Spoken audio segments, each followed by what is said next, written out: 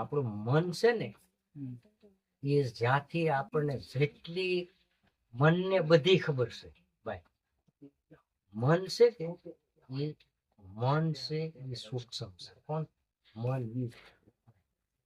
આપણા દેહ ત્રણ, એક આ માણસમાં દેખાઈ ગયા 5 ભાઈ, પછી મન છે એમાં 5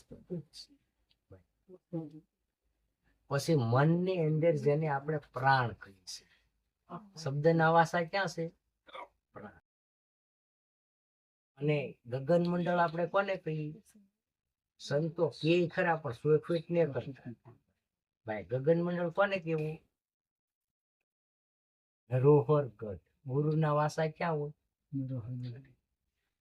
એમાં જે આ બોલનાર પુરુષ શબ્દ જે આવીરો છે અવાજ, એનો ઘાટ પાડી દે કોણ? શક્તિ. આ ચોખ્ખો સત્સંગ હું તમને કહું, મારો અનુભવ કરેલો, કે જેને આપણે ગંગા કહીએ છીએ એ બ્રહ્માંડ માંથી આવી. ક્યાંથી આવી ભાઈ? પાણી આપણે ગમે એટલું પી લઈએ પણ એ જગ્યા જ્યાં સુધી શિવજીને ન સડે ત્યાં સુધી ગંગા ન કહેવાય. સમજાતું ને? કારણ કે આમાં બ્રહ્મરંધ્ર એટલે બ્રહ્મરંધ્ર કોઈ આડકાનું કે માંસનું કે સાંભળાનું નથી ભાઈ. બ્રહ્મરંધ્ર શબ્દ જ જેને આપણે સોહમસાર કહીએ છીએ. હવે આ શબ્દ છે કે એ ગંગા, ગંગા આપણે કહીએ એ અમી, એને અમી કોક કે, કોક ગંગા કે, કોક અમૃત કે. જો સમરણ હારે જેનું સમરણમાં જેને સમજ્યો હોય ઈ એને સોહમ શબ્દ છે. પછી ઓહમ છે, ઓહમ છે એ અનાદિ પુરુષ છે. એ તમે અહીં ભલે બેઠા હો પણ એને નવે ખંડમાં ખબર હોય. નવે ખંડમાં હું આવેલી રૂપ એને બધી ખબર હોય. બ્રહ્મ છે ભાઈ.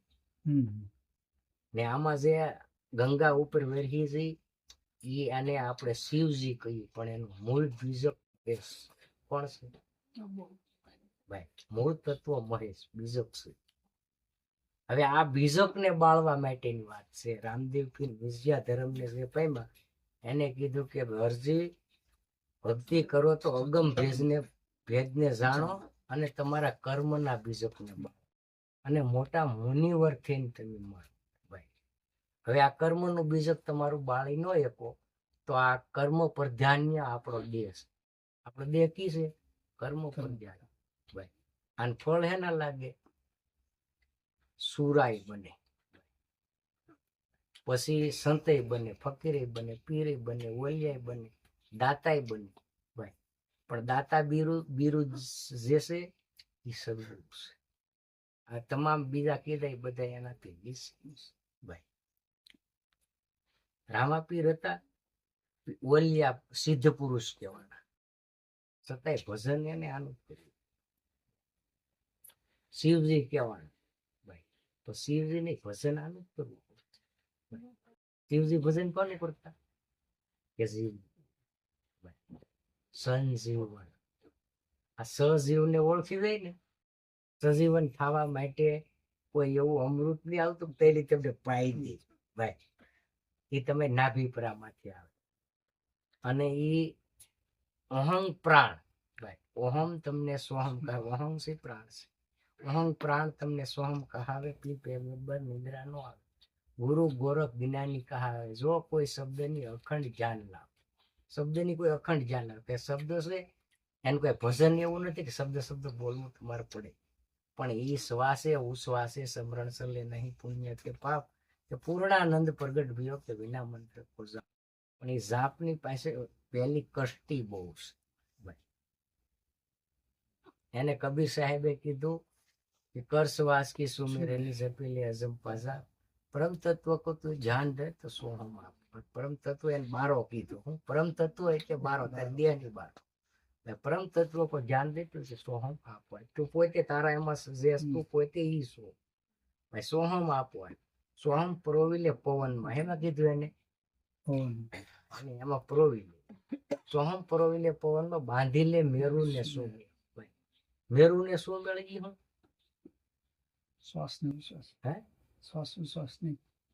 આ બાંધી લે મેરુ ને શ્વાસ ને ઉશ્વાસ એ મેરુ છે બાંધી લે. પછી ફેરેંગા ઈ કે આ બ્રહ્મ ગાંઠ હૃદય ધરી લે, પછી ઈ જ બીજમાળા આપી.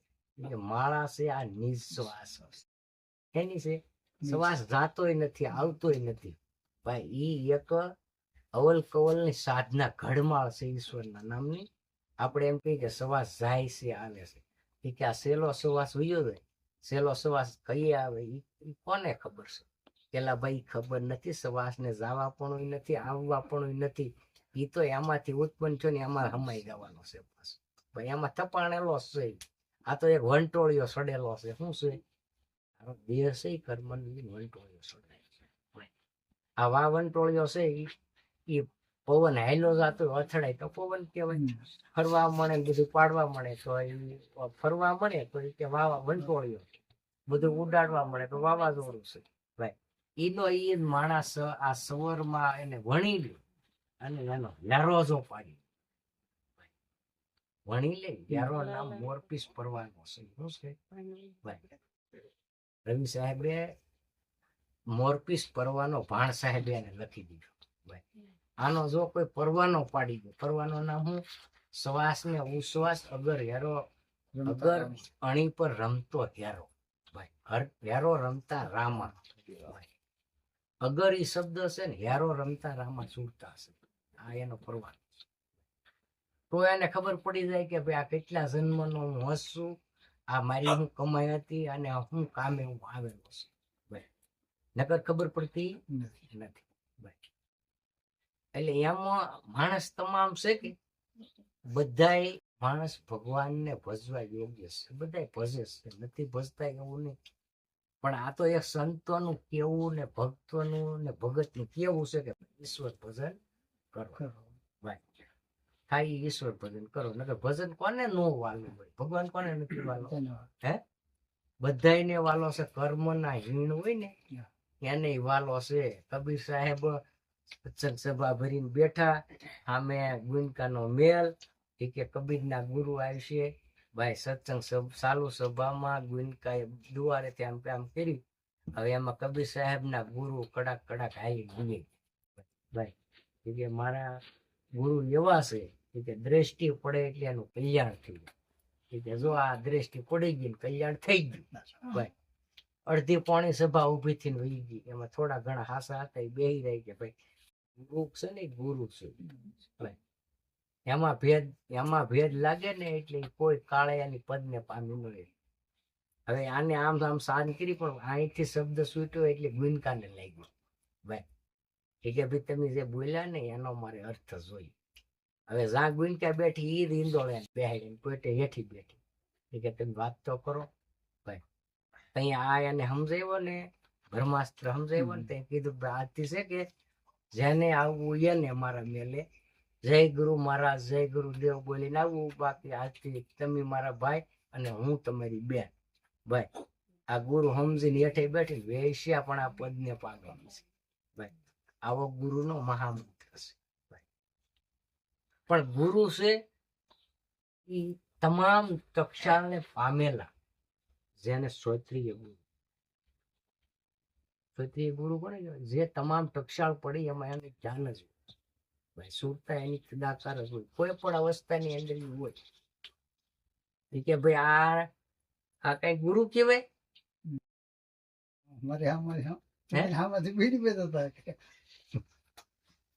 હવે હવારમાં પોદળા ઢળતા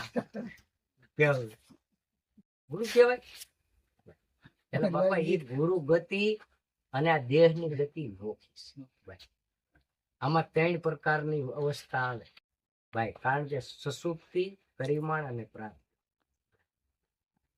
હવે જે ગુરુ છે એ સુષુપ્તિ, પ્રાપ્ત ને પરિમાણ. આ સુષુપ્તિમાં જ હોય, પ્રાપ્તમાં કે પરિમાણમાં ગુરુ નું હોય ભાઈ. પ્રાપ્ત છે ને કેટલા જન્મનું પુણ્ય હોય ને તો એના ઓલું ગાંગી ઉભું રહે. પણ એને ગુરુ એને બાળી દેતા હોય ને આ સુષુપ્તિ જે જાગૃત થાય ને એની અવસ્થામાં ધ્યાન રાખે. એટલે એને કોઈ દિવસ કર્મ અડતું નથી. નકર જેને આપણે કઈ મોહિત મન મોહિત શિવજી કામદેવ પૃથ્વી માથે પહેલો જ અવતાર. એ હર્ષનો પહેલામાં પહેલો અવતાર છે. હવે એનીથી આખું સર્જન થઈ રહ્યું છે, આ વિશ્વનું સર્જન થયું. આ 4 પુરુષને બ્રહ્માએ ઉત્પન્ન કર્યા ભાઈ. હવે 4 પોતાની ગતિને સમજીને પાછા આવી ગયા એટલે શિવજીનો આરાધ કર્યો, અલગ પુરુષ છે મિત્રો. એ ભગવાન પણ આ મારે આ સંસાર રચવો, પણ આ પાછા પોતે નિજને સમજીને પાછા એમ હમાય કરવું. હું એ આડો પડદો નાખી ગયો, એની ગતિ ભૂલાઈ જવી ભાઈ. જે આવ્યો ને એની ગતિ ભૂલાઈ જવી.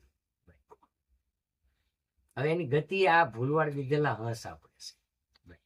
હવે આ ગુરુ પાસે ગતિ બતાવી દે ને એટલે પાછા એમાં હમાય ભાઈ. એની ગતિ છે કારણ કે કામનો દીકરો છે મોહ ભાઈ. કામનો દીકરો મોહ છે.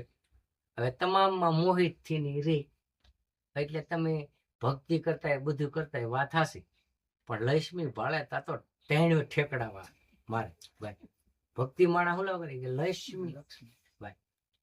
હવે શિવજી મહાદેવ જેને કહેવાય એમાં આવ્યા. હવે મેનકાએ ભીલડીનું સ્વરૂપ ધારણ કર્યું, મેનકા બની ભાઈ. હવે શિવજી પોતે તદાકા. હવે જો એને આ મોહમાં નાખી દીધા તમે હે, પણ એની માટે નામ બતાવ્યું. હું બતાવ્યું? બ્રહ્મા વિષ્ણુ મહેશ એને એ નામને જ ભજતા ભાઈ. નામ છે કે કારણ કે ભરમે સિદ્ધ બોલો કે અમારા તમે પ્રેમથી જોજો પ્યારા, જેના રામ કૃષ્ણ જેવા પણ પૂજારા ભાઈ. રામ ને કૃષ્ણ આ નામના પૂજારા છે ભાઈ. રામનું જેમાંથી પ્રાગટ્ય થયું. હોળ કળા પોતે કાળનો કાળથી કૃષ્ણ પરમાત્મા હોળ કળા આવી ભાઈ, કે જેને માણાની ઘોડે રાખ કોઈને ખબર ન પડી. એમાં 2-5 જણા જાણી ગયા કે આ કાળનો કાળ છે વિશ્વમાં ભાઈ. હે છતાંય બીજા કોઈ ખબર ન પડી હે ભાઈ. હવે એવી હોળ કળા એ રમણ કરી ગયા. અને એમાં 4 દિવસનું યુદ્ધ આવેલું. એમાં વિષ્ણુના મહેશ ત્રણેય ગુણનું ગ્રહણ કરીને રહેનારો માણસ બબરી ભાઈ. 18 જમણનું યુદ્ધ આવેલું. આ પાસે પાંડવો બધું પૂરું થઈ ગયું. બોલો કે કીક મારી ગદાને મારીને ક્યાં, અર્જુન કે મારા બાણે વીંધી નાખ્યા, સહદેવ ની કોઈ તલવારે વીંધી નાખ્યા, ધર્મરાજા કે ભાલાએ પતાવી દીધા ભાઈ.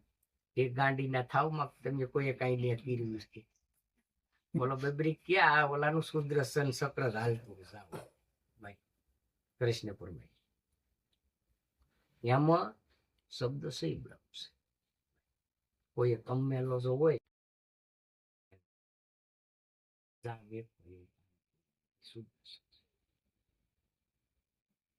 આને કમાવવો પડે, સુરતામાં સાંકડે ચડાવવો પડે, બ્રહ્મ યજ્ઞમાં નાખવો પડે. બ્રહ્મ યજ્ઞ કઈ છે? આપણા પાસે તત્વ જા લય થાય. હવે એમાં આપણે જે સતત ભજન કરવું ને ભાઈ, એ એક ખૂબીની વાત છે. એને સંતોએ કીધું કે ભાઈ ચાલતા નો દેખે ચંદ્રમાં, ભક્તિ નો દેખે વેલ, આશા હરી ભગત ને કોઈ ભજતા ન દેખે, આશે સદગુરુ મહારાજ નો ખેલ. એનો અટપટો ખેલ છે.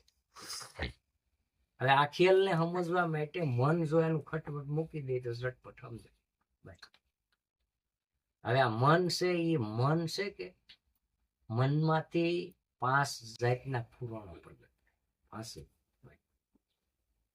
હવે આપણે મન નિરંજન છે. કોણ છે? મન છે નિરંજન. હવે એમાંથી 5 જે પુરાણો ઉત્પન્ન થાય, રૂપ રસ ગંધ ને પરસ ભાઈ. અને પોતે તમારી અવસ્થા એ 5મું સ્વરૂપ છે.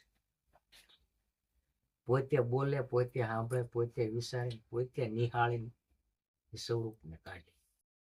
હવે આપણા 5 તત્વ છે, 5 કમળ માંથી બે 5 કમળ છે ને માથે બે ભાઈ.